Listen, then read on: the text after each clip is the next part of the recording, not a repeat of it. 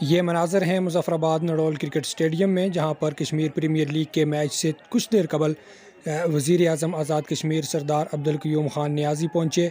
इंतज़ामात देखभाल करने के लिए, इंतज़ामात का जायज़ा लगाने के लिए वहाँ पर मौजूद शायकीन क्रिकेट ने ज़ुल्फ़िकार अली भुट्टो के नारे लगाने शुरू कर दिए और गो नियाज़ी गो के नारे भी बुलंद होते रहे।